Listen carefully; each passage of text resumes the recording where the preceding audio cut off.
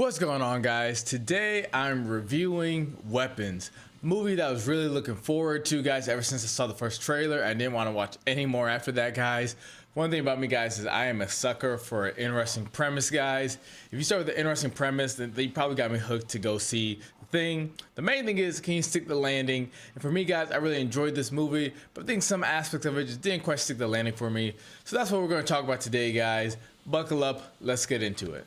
First off, guys, this will be a spoiler review, so from here on out, guys, everything is fair game. If you have not seen it, go see it, come back, and watch the review afterwards, and then we can chat and all that in the comments and whatnot. But anyways, guys, the movie of Weapons follows a character by the name of Justine, played by Julia Gardner, and actually that's not entirely accurate because it starts with her, but actually follows 6 different perspectives throughout the movie, kind of breaking it up into effectively like 6 different chapters. Now, before we get into the chapters and all that, how the story's kind of breaking down, I do want to kind of give like a synopsis of the film before we go forward. So effectively, it's just like the trailer says. 17 students go missing from Justine's classroom, and honestly, it just creates this big mystery, right? They all leave at 2:17 in the morning. They're all from the same classroom, which brings suspicion to Justine from some of the parents of the town, one of which is Josh Brolin's character of Archer. And it creates this very sort of interesting starting point. They don't really waste any time getting into it. They basically take the narration from the trailer and put that in the beginning of the movie, which I like because I feel like there's a lot of stuff that I haven't seen or hasn't been like established yet, and I have a lot to look forward to in the movie. But that's kind of like the setup. The movie kind of follows this sort of investigative thriller route, but also not really. I feel like there wasn't that much investigation needed to really get to the answer. Kind of more on that later. Before I get into deep, I do want to just state some of the things I really liked about this movie outside the story, because that's going to be what most of this conversation is about. I love the cinematography. So much of it was so like character centric and focused, and just really set the tone all the time. I loved all the scenes of people running, whether it was the children or whatever else. It all just kind of hit and got me really immersed. I had a very distracting theater, and it still managed to get me immersed. I mean, there's people walking where their head was in the way of the projector, so you see them on the screen. At some point, somebody had like their phone lights on, like were standing like the bottom right of the theater. I know what that was about, but even despite those distractions, guys, I was really immersed into this movie. It really sucked me in. So I love the cinematography. I love a lot of the sound design as well. I'm just someone who just loves sound and audio, so that really got me invested as well. And the performances were really amazing. I do think that there's some amazing performances, but at the same time, I think I could have seen a little bit more from certain people, although there was like one complete standout performance next to other amazing ones as well. One of the great performances that I saw that I really enjoyed was Julia Gardner as Justine, right? I think she really did play this sort of distressed but kind of humanized teacher, one who was curious about the loss of these children, also why she was left. And I guess I should mention that the trailer lied to us, guys. All the children did not disappear. In fact, 17 did, but actually one of them did not, in the form of little Alex. And from what I understand, that's part of the messaging behind the significance of 217. 17 people disappeared. 2 did not in that classroom, Justine and Alex. So there's that as well. But pretty soon, Justine starts to feel a little ostracized by the community. You show the reaction of many parents during like a sort of a conference at the school right before school is coming back into session after being off for a number of months, and Josh Brolin's character is yelling very aggressive towards her, standing up in the meeting, which you don't really know that's him until the next chapter, which is his, where they show things from his perspective. She gets some haunting knocks on her door and some other things, and starts to follow Alex because she's curious. Like, it doesn't seem like she necessarily thought that something was amiss with him, like he was the cause or anything like that necessarily. It seemed like it's partially like personal motivation of she just wanted to kind of talk to him for her own personal reasons and see if he was okay, but also I think her own just curiosity of like, why us too, which leads her to go to his house, which is all newspapered up. There's newspaper covering all the windows and all that, except for a back window conveniently that she looks into and sees 2 people sitting on a couch, which is very creepy, guys. It was very eerie. And not before long, she ends up leaving. Now, I'm going to skip over some stuff. I'm not going to do a whole play-by-play of the movie.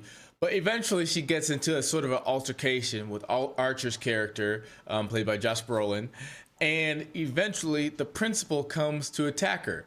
And we don't really see why until an eventual, perspective. I kind of forget if this is during Archer's perspective or her perspective.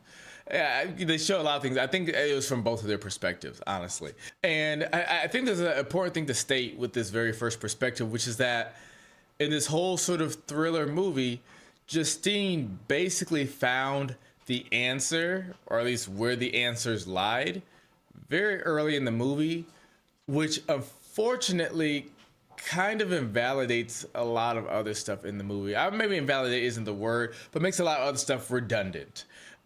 Which is kind of one of my first real critiques of the movie. Something that I just didn't feel like was needed as much, was 6 different perspectives. Ultimately, 2 perspectives that I'm really not going to go that much depth into is the one of the cop and the one of the junkie. Ultimately, their stories seem to be mostly tied to each other. It did tie into the story, but if you take them out, I don't really think anything particularly changes.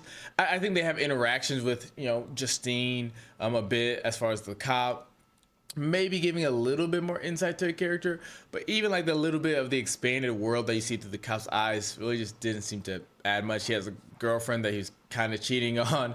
His that girlfriend's dad was like the police chief or whatever, and there's a little bit of tension there that didn't really amount to much.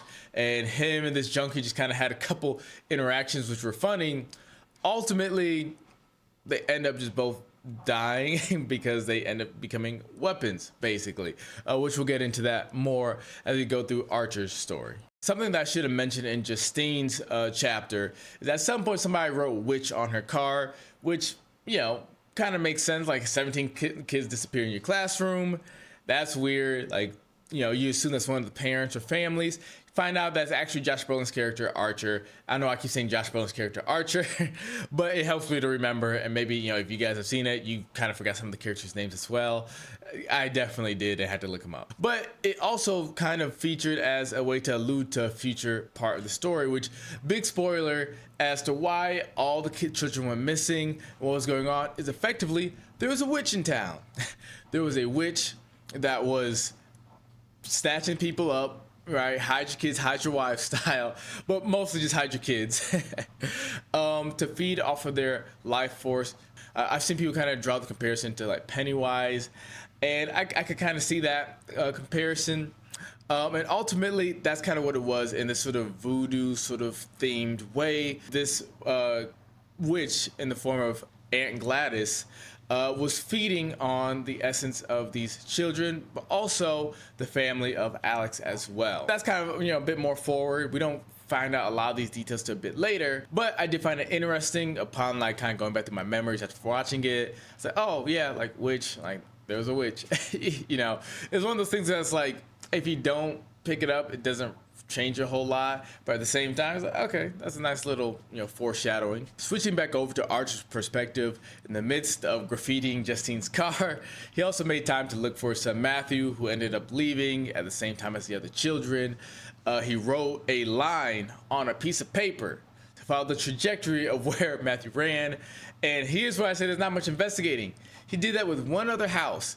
He went to Justin Long's house, which was a nice sort of Easter egg, because Justin Long was also in Barbarian, also made by Zach Cregger, which is another reason why I wanted to see the movie so badly, because I really enjoyed Barbarian as well. Justin Long was in that movie, so it's kind of cool to see him in this. I just thought he was going to have a bigger part to play, honestly. I would have liked to see that, because I like Justin Long.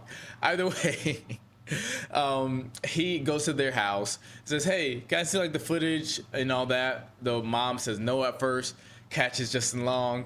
Eventually, he sees it. He draws 2 lines, one from where Matthew ran, assuming that he runs in a straight line, and then where their child had ran, assuming they ran to a straight line. Basically pinpointed Alex's house without realizing it. And then, like, Justine also, both characters kind of found the answers, like, pretty quickly and pretty easily, whereas, like, a whole police force didn't. I feel like if all the children left, I don't know, it doesn't seem like the biggest stretch of, like, of a guess. Just think about, all right, like maybe, like any like puzzle solver could have maybe figured that out. Like, hey, let's see if like they all ran the same direction. Like, I don't know, did they all run straight north? Did they all kind of converge somewhere, right? And if with enough perspectives, 70 perspectives, I feel like you're either gonna get that there's either like no rhyme or reason, or there is a rhyme or reason at the very least. And he figured it out with just two. He didn't follow up with any more parents. I felt like they could have at least had him like, fast track it, fast travel, and get, 8, 9, 10 perspectives, some parents saying no, like we don't want to, other ones being like, yes, like, what do we have to lose, right? I think that would have felt a little bit better, because that was the most investigating that really happened in the movie. And basically, they both have found the answer. He felt like 80% of the answer, I guess you could say, but was asking the question. I feel like Justine wasn't really asking the question, but she found the answer. So between the two of them, they kind of found it. It should be stated that the junkie found the answer, and this is something I really didn't like. This is one thing that I just didn't really understand.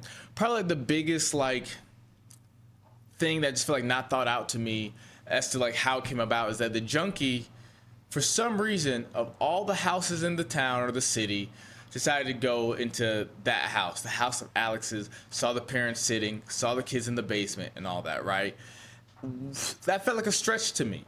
I saw some people say, well, there was like, the windows were all not boarded up, but there was newspaper all over them and the lawn was messy. Sure. Okay.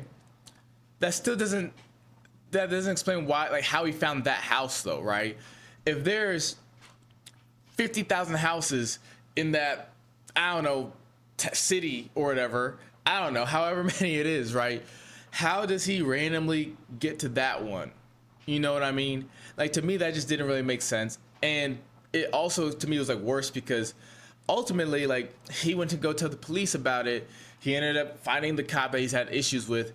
They both go, and basically they both end up getting weaponized. So it's not like that really, like, it's not like that helped anybody. It's not like anything like came from that for the most part.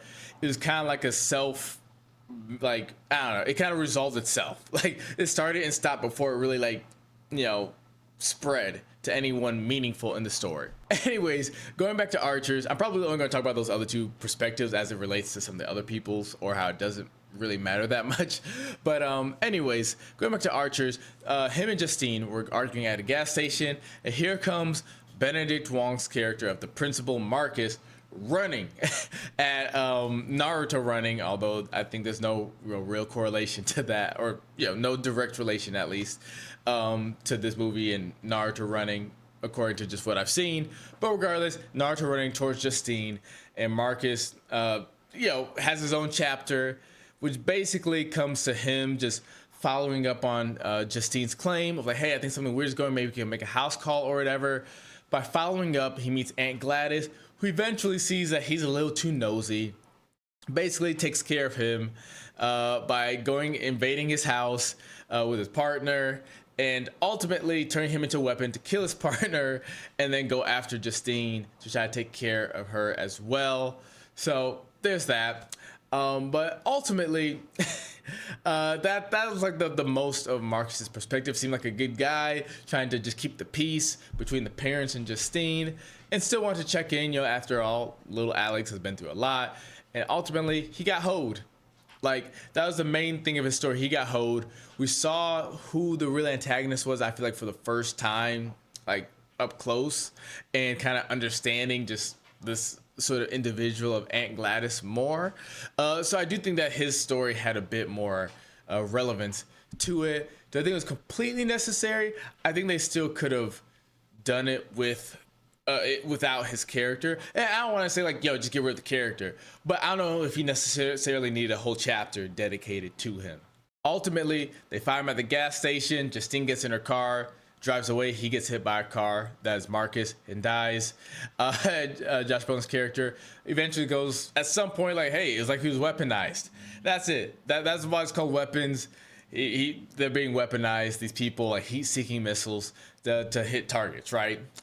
And this is the point in the movie where I felt like, in combination of what I've seen in the trailers and how hectic everything seemed, and how intense everything seemed to be, I was expecting the story to kind of ramp up. and it didn't necessarily.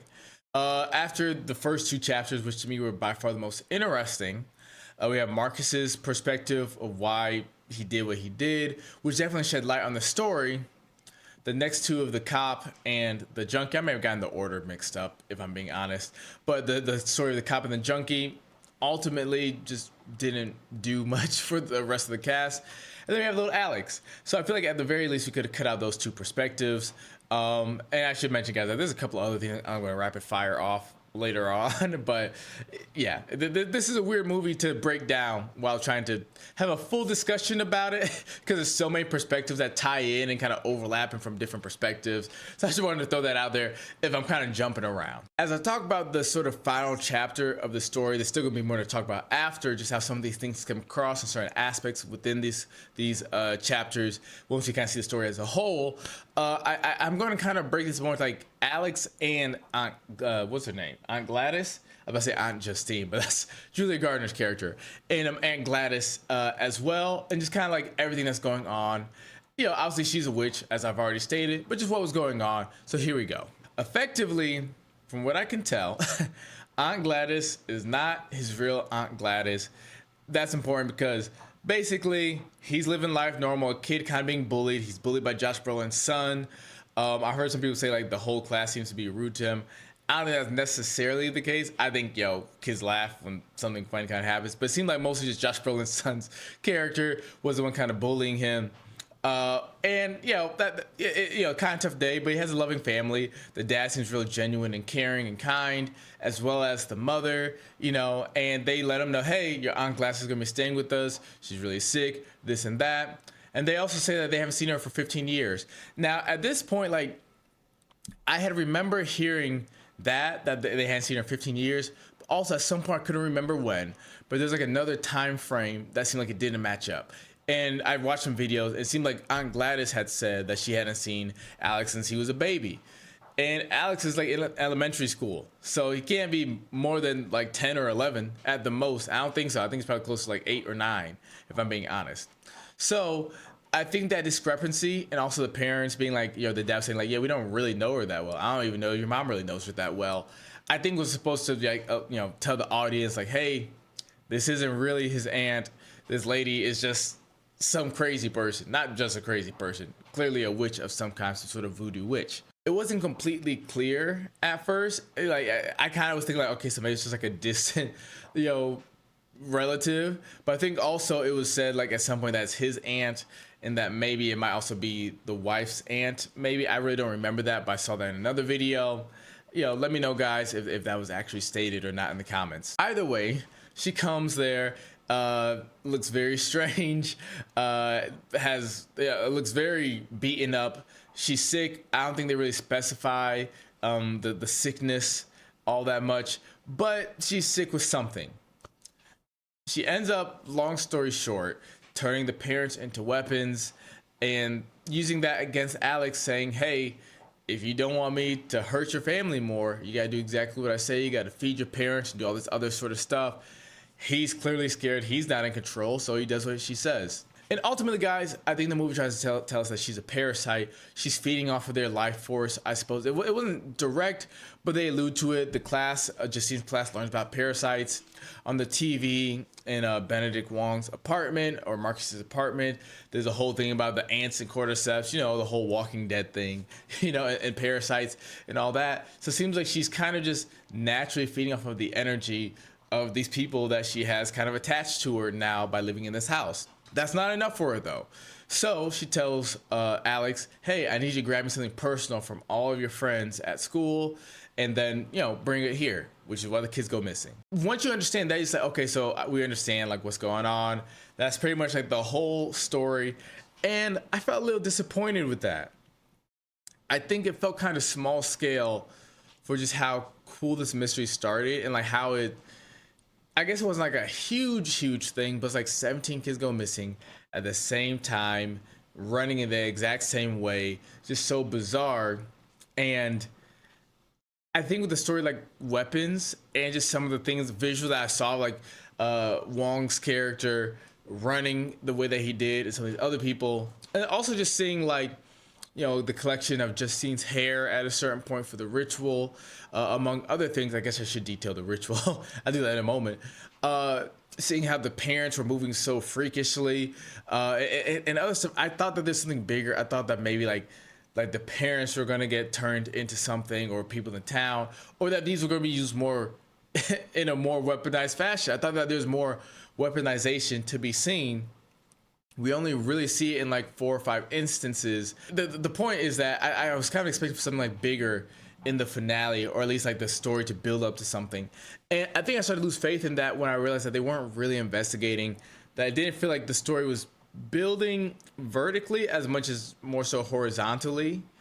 It seemed like just the police and the investigation just didn't really, turn into anything. It didn't seem like anything like ramped up. It didn't seem like tension in the city or the town was really rising per se. It seems like most of the tension, just in terms of the community, was in the beginning. Some of the effects of all this stuff just seemed to be like mostly like, I don't know, just not that present. I didn't really feel those tensions rising. I was really hoping for maybe like a bigger plot by the end, and it seemed like a very just kind of personal one in the sense of like, I just need to heal myself from the sickness. So just, whatever's necessary, right? Real quick, I did want to specify that ritual, which is effectively that she had this very special tree, which had these like black thorns on it. And basically, I gotta forget all the details, but she needed to get a person belonging from someone. And ultimately, by doing that, by poking herself some blood and a couple other things, she could weaponize you. She can cause you to fall into her spell and kind of start sapping your energy, which, a lot of the people started to look quite sick once they started to, be under her spell. But upon breaking the stick, that command would basically end. If I'm being honest, I probably botched a part of it, but that's generally it, right? I don't really feel like going to see the movie again just to get that right. And I'm sure that there's a video out there that explains it probably better, but largely that's more or less how it went. I will say another thing that kind of stood out to me, guys, is that I feel like some of the supernatural elements felt a little undercooked. I think maybe we could have seen more of it in a sort of investigation of just, Aunt Gladys and the following of just what's going on. Maybe more just hints here and there. I don't know, like the dreams. Justine and Archer had dreams where Aunt Gladys came up in both of them. And also, the junkie also saw Aunt Gladys, and I'm led to believe that it wasn't really her. Because yes, he went to the house, but I don't necessarily know if, one, she saw him, and two, like he just saw her in the woods briefly, but she didn't do anything or like anything whatsoever to him, right? So I'm going to chalk that up to effectively 2 dreams and 1 just hallucination, I suppose. She appeared in both the dreams before they had ever seen her, before I think we really knew she was a player, which I don't mind the foreshadowing of this character of Aunt Gladys per se. I just didn't understand why she was in their dreams. And also there was like at some point like a big gun in the air of Archer's dream in the sky with 217 on it. And it's like, I think the movie has a lot of like, not themes, a lot of like references to things that are like kind of outside the movie that don't necessarily have a bearing in the movie or are significant in the movie. It's the sort of stuff that we notice is like, oh man, that's kind of cool, that's kind of deep, but I think it also just didn't have significance in the actual story. For example, 217 had no real significance in the actual story. You can say, oh well, 17 kids went missing, 2 people were left behind. The time was 217. Sure, but what does that mean? Like that doesn't mean anything functionally in the story. That just happened to be the time that Aunt Gladys finished the ritual, right?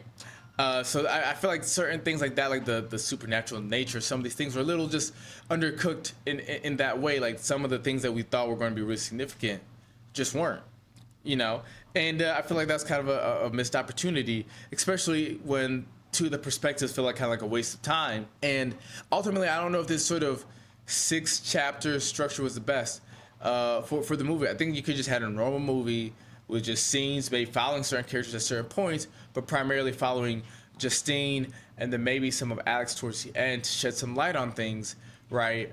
Or even like a 3-act structure, I think could have been even just better. But I think just with the nature of this mystery, and just when you think about who the most interesting characters are, I don't think we needed so much time on the junkie, the cop, and Marcus. I guess my last thought on the dreams is, is Aunt Gladys like more than just, I assume that she's like a human that's a witch, but I mean, is there more to it? Like, does she just have negative energy seeping out, like reaching out to people? Like, I guess I just don't understand like why she's popping up in their dreams.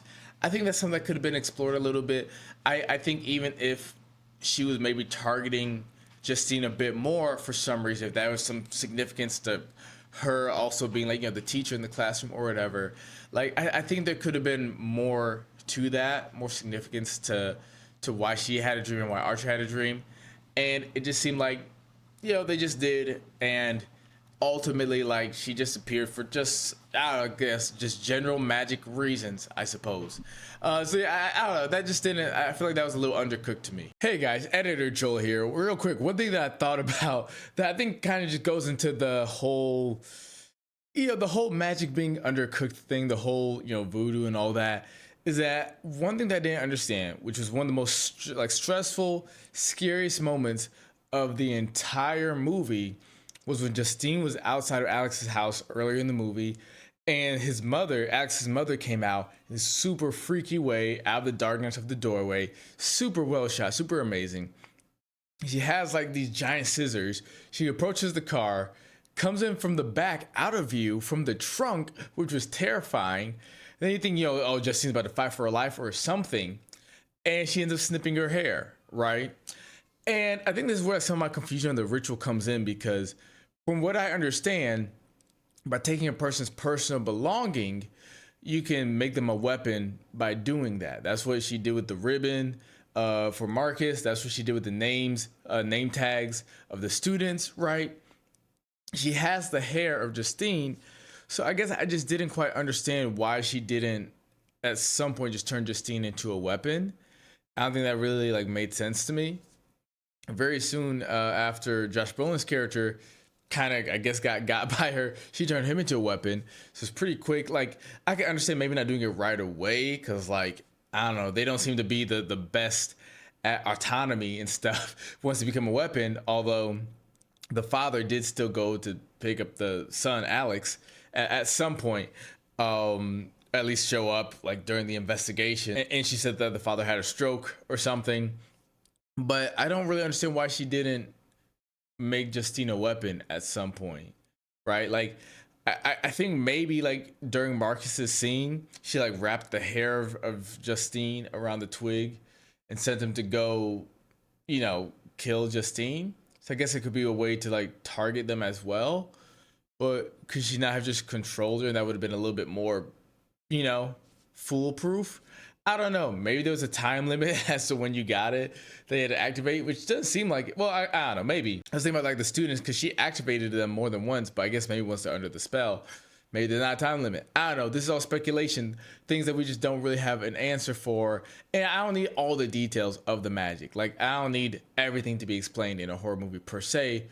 But as far as just why did she not just use the hair that she got from Justine to turn into a weapon, I think that's something that's a pretty like glaring thing. If she had enough insight to think that, hey, this Justine person needs to be taken care of, right? I can understand not killing her right there on the footstep of the house, because then police will come swarming and all that. I understand that.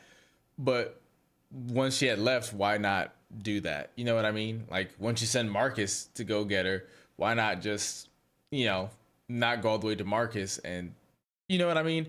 I don't know, why not turn Justine into a weapon and make her go after Marcus, right? To stop, him from, to stop him from going to the police. I don't know. It's just something that I thought about while I was editing. And yeah, so there's that. All right, back to the video. Now, I will say, guys, that despite a lot of these nitpicks, and I don't think some of these are nitpicks. I think some of these are very well grounded. But I still enjoyed my time with this movie. I don't know about the replay value of it. That's more of a video game term. But I don't know if I would watch this movie again and it would move up for me in stock. I think best case scenario, it stays in the same place. I think rewatching it might go down a bit, just knowing. I know, guys, that maybe people have pointed out many things that, like, 2:17 I think is like, like a Bible verse like Matthew 2:17, something about like the death of children. I've seen things like that and a lot of other references, guys, and I can appreciate that sort of stuff, guys, but that's the sort of stuff, guys, that for me makes like a 10 out of 10 movie like an 11 out of 10 movie. It's like it's a little bit of extra, seasoning. It's a little bit of extra icing on the cake. It doesn't really make a movie great for me. Like, I really enjoyed the movie Sinners, but I had some issues with like just the core story. I saw all the extra, different layers of meaning and all that. But when you kind of just look at like the movie's like core story, I feel like there's still, like, at least for me, a couple of glaring issues. And for me, that's what I felt in this movie of Weapons, which was that, yeah, I see some cool themes and such here and there, and things that kind of reach into the real world as well. But at the same time, it's like I'd rather not even have that extra stuff and just more focus on that core story and a better delivery of that, if that makes sense. Like, to me, that's worth a lot more points than the sort of just extra sort of like subliminal, messages or things that like are very like niche to think about or make a connection to, right? So with that, guys, like I've seen a lot of that stuff, a lot of his theories, but I think some of it's pretty grounded and makes a lot of sense. But a lot of that doesn't move the needle terribly much for me. Ultimately, guys, even though I probably came down a little harsh on the movie, I still enjoyed it. I think I still enjoyed the journey of it overall.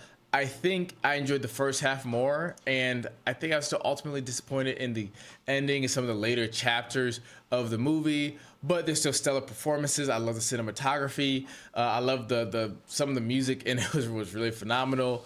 I love so much of this movie that it's kind of hard, guys. Like, I feel like giving it like an 8 out of 10 would be a little too generous. Also, like, giving a 7 out of 10 feels like it's a little like, it's not quite there. So I think it's kind of like somewhere in there for me, guys. I think that maybe rewatching it would maybe solidify it more as either an 8 or a 7 for me. But ultimately, guys, I think that's about where it's at. Yeah, like that there's just for me too many issues in the core story. To, I think, give it like above an 8 for sure. But yeah, guys, so that's where we're at, guys. But Weapons, did you see it? What did you think of it? If you haven't seen it, why did you watch this far? No, stop. Like, I guess it's too late now. You've already done it, but that's crazy. But let me know, guys, what you think in the comments below. What were you expecting the story to do? Where were you expecting it to go? How'd you feel about this sort of 6-act structure? Did you feel like maybe it was all well and good, or do you feel like some parts were unnecessary? What did you enjoy the humor in it, or do you feel like maybe kind of like that? I won't call it the Marvel effect. That'd be too egregious. I don't think it was that bad, because this was still actually funny. I just didn't like that they were choosing to be funny, but it was actually still pretty funny. But do you feel like they could have taken away that humor and just left it more serious and more intense throughout? What was your favorite performance in the whole movie, guys? I want to know all these things and more. Let me know if I missed something, guys. Let me know if there's some key detail that I missed about like the dreams or something else, guys. But with that, guys, I'll see you guys later. I'm back to being doing more reviews, hopefully of games and movies.